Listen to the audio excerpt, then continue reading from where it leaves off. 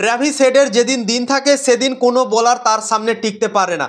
প্রথম তিনটে ইনিংস কোনো দল দুসুই করতে পারেনি এবং চতুর্থ ইনিংসে ট্র্যাভিস হেড এমনভাবে মার মারলো 83 বলে 123 রানের ইনিংস খেলে ফেললো। 36 বলে হাফ সেঞ্চুরি পূরণ করেছে এবং 69 বলে সেঞ্চুরি পূরণ করেছে। টেস্ট ম্যাচে টি20-র মতো ব্যাটিং করেছে ট্র্যাভিস হেড এবং ইংল্যান্ডকে একদম চারোখানে চিত করে দিয়েছে।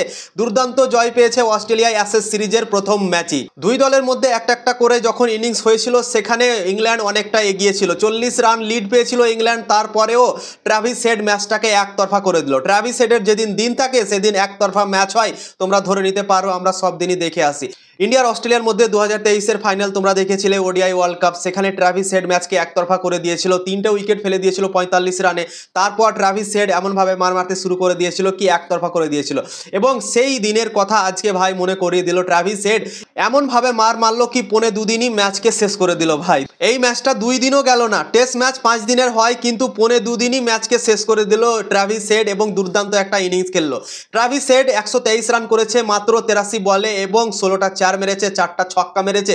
অসাধারণ একতরফা করে দিয়েছে ম্যাচকে এবং ইংল্যান্ড প্রথম ইনিংসে 40 রান লিড পেয়েছিল। প্রথমে ইংল্যান্ড ব্যাটিং করেছিল এবং 172 রানে অল আউট হয়ে গেছিল।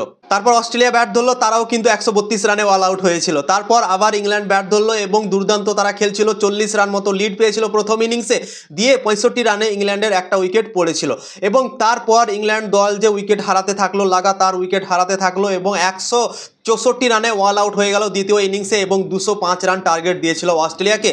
প্রথম 3টা ইনিংস দেখে মনে হচ্ছিল কি ইংল্যান্ড হয়তো এই ম্যাচটা জিতে নিতে পারে, কেননা 205 রান টার্গেট দিয়েছিল এবং অনেক টার্গেট মনে হচ্ছিল দেখে, কেননা পার্থের পিচে কেউ খেলতে পারছিল না। প্রথম 3টা ইনিংসে 200 রান কেউ পারই করতে পারেনি এবং ট্র্যাভিস হেড অস্ট্রেলিয়া দল থেকে টেস্ট ক্রিকেটে 5 নম্বরে ব্যাটিং করে। কিন্তু এই ইনিংসটাতে ট্র্যাভিস হেডকে ওপেনিং নামিয়ে দিয়েছিল অস্ট্রেলিয়া দল এবং সেটাই মাস্টার স্ট্রোক খেলেছিল অস্ট্রেলিয়া, কেননা টেস্ট ক্রিকেটে আমরা ট্র্যাভিস হেডকে ওপেন করতে দেখিনি, কিন্তু এই ম্যাচে সে ওপেন করে নিল এবং সেঞ্চুরিও করে নিল, ম্যাচও জিতিয়ে দিল, একতরফা করে দিল ম্যাচকে।